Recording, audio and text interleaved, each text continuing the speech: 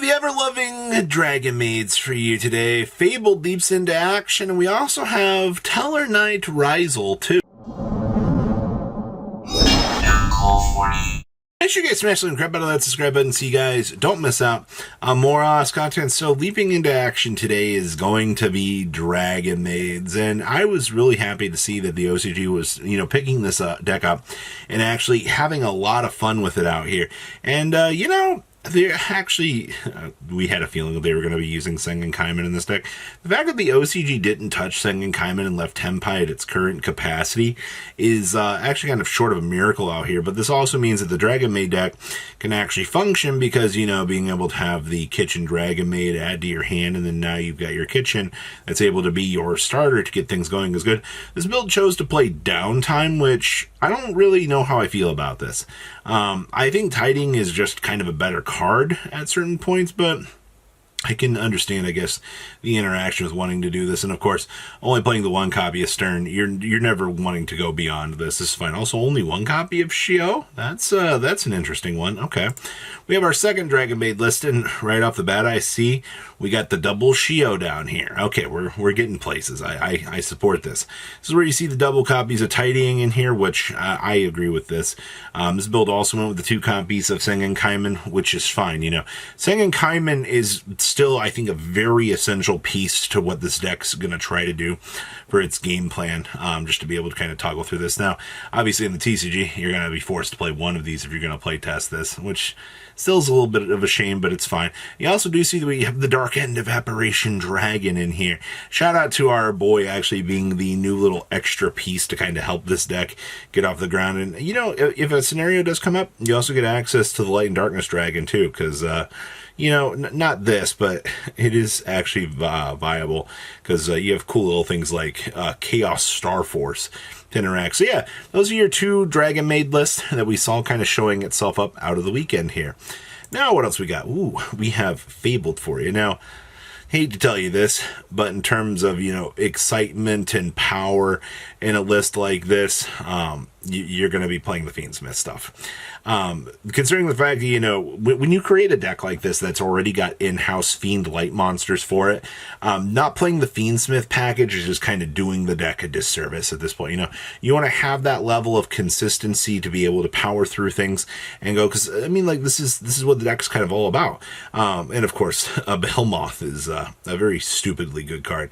I also see that we are doing the Kyrie in here, since we do have Rexstrom Tremende in here. And of course, this list is feeling a little bit cheesy in here with the Damned Dragon. Yeah, that's right.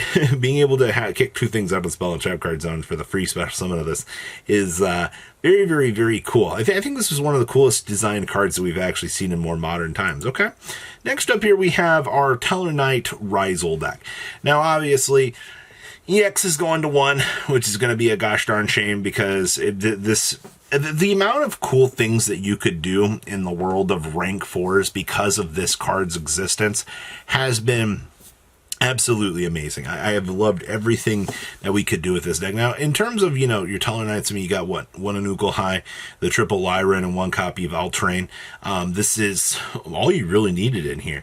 Because as long as you are getting into, the very minimum package down here, obviously I do see we are doing the Patal Myas as well, but you're also not doing the other big Constellar fusions, or Xyz, which they're okay, but Deltros is going to be your main one.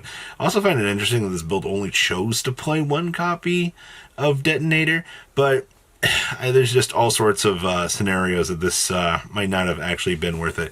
Also, they're playing the Ooze Giant in here. Okay, I see you. Next up, we have some pretty standard Goblin Biker interactions for you. This build actually playing the Phantom Knight package. Let's call it what it is. You're playing a Ring 3 toolbox deck. The way that this deck wants to go about its day, it's going to try to turbo around, it's going to try to meld through, and it wants to be able to do everything that it initially could on the, build a board side of things, which is fine. it's very important to realize that, rank 3 stuff, while the engine is a little bit dated now, you've got to go down some other lines of play in order to kind of keep things going. I mean, obviously, Cherubini is good. I also do see we're only doing the Exceed Armor Fortress in here, which, I mean, I guess in a case of, you rank up off like the Levier or something, off an extender and go. And then, yes, we are setting on up for the devastating Kali King Yuga play through the opponent's turn. So I think that's pretty cute, to say the least. All right, we've also got, some Nekros action for you. I've been trying to keep up with as many Nekros builds as I see kind of show up. It's not like that this deck is massively considered a very strong powerhouse, because it really isn't. The Nekros cards really, really are dated right now, but the fact that they handed Nekros essentially a +4, +6 engine out here to kind of generate some free stuff is actually pretty good. So between the triple Amelia and the triple copies of Advance here, I can kind of understand why this deck's able to get places. Also, have access to the rank 4 package down here. Obviously, no longer having access to Dweller is super sad, but it's fine. Of course, and some equalizing options down here to kind of punish your opponent too. And of course, the Nadir Servant package to go get Maximus while dropping this off. It's going to feel kind of good. Or, you can drop the Herald to go toggle into a particular ritual monster that you might need. So, okay, I like this. Next up here we have, wow, this is the most basic Fire King list I think I have ever actually seen. You're maximizing on triple Ukalonics, which is fine. OCG still has Kirin semi-load. Why do you still have this locked up, OCG? Like, I'm very curious. Like, what are we so afraid of in the world of Fire High Avatar Kirin that we have to go get rid of this? Like, that's the thing I don't really understand out here. But you know what? We'll see where this goes, because maybe they'll bring this back in a future list, but for the time being, I don't really like where this is setting. This shouldn't be limited.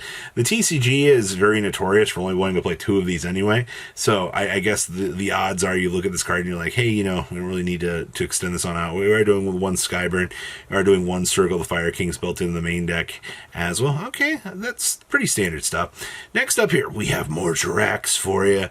The thing that really makes the OCG Jirac build go round is the fact that you have access to just all of the gas in the world from Misk. This card literally does things, but also, I see we're feeling a little bit saucy today. We're playing the Sabersaurus in here as a vanilla option. Okay. Just for the ground Xeno interaction with the normal monster, I get. Well, this doesn't really matter all that much, but that's kind of cool, actually. I guess there could be a point where you want to extend out a little bit more with this. Ooh, we're also playing the 2 copy of the Burial Bicorn here. It's actually really cool to see that this card's actually getting some love in here as well. Particularly outside of that, they are doing the 1 Lingaribo play in here, just to be able to, punt it off of, actually, it doesn't even matter. We're not even doing the double evolution pill in here. This is just to get a level 1 punted off the field and into the graveyard, so you can actually do things.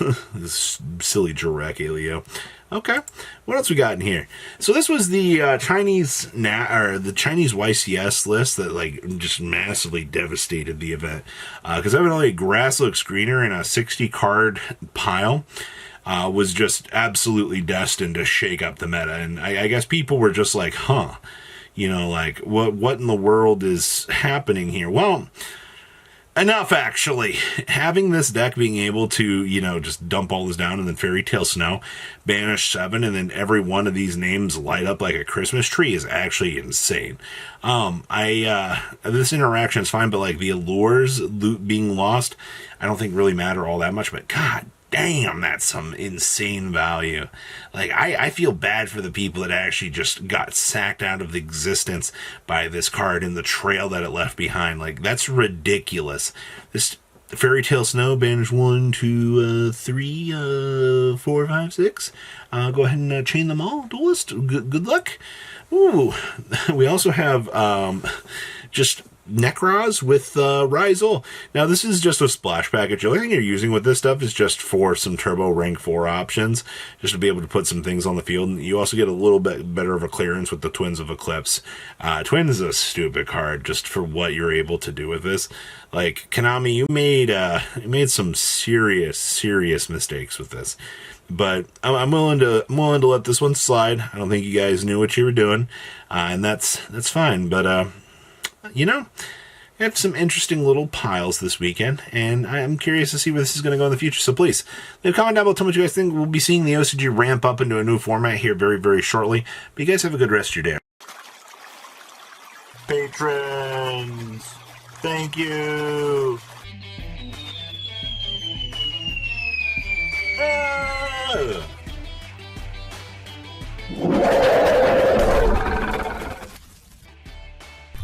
Thank you so much for watching. Check out these other videos.